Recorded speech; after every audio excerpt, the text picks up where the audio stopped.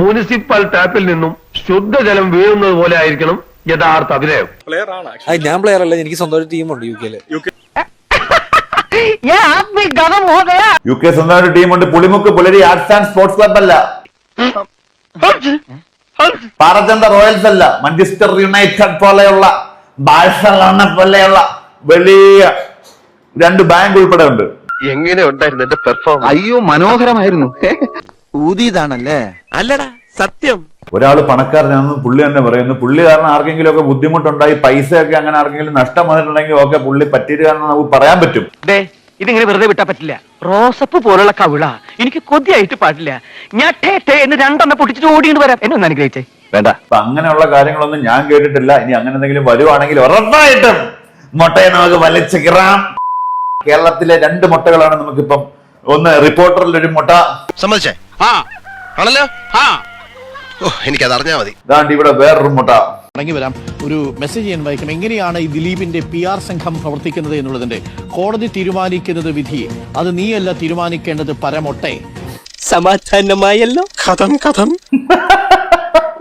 ഇപ്പോഴെങ്കിലും മനസ്സിലാക്കാശാനെ, അടി തെറ്റ ആശാനും വീഴും.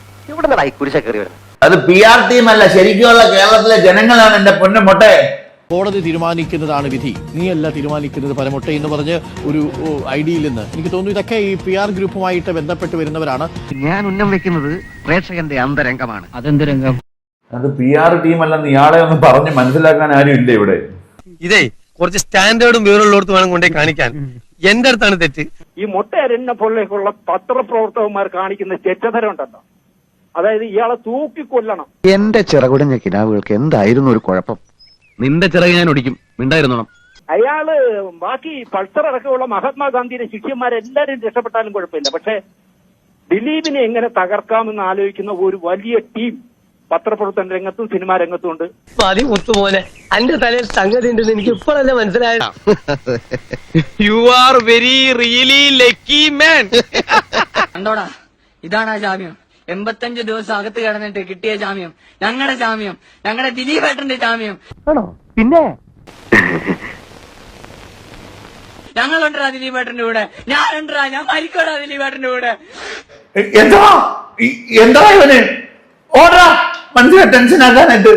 സാറിന് മനസാക്ഷിയുണ്ടോ? കൂടുതലില്ല, തീരെയില്ല. എന്നെ കൊണ്ട് ഇത്രയൊക്കെ ചെയ്യാൻ പറ്റും.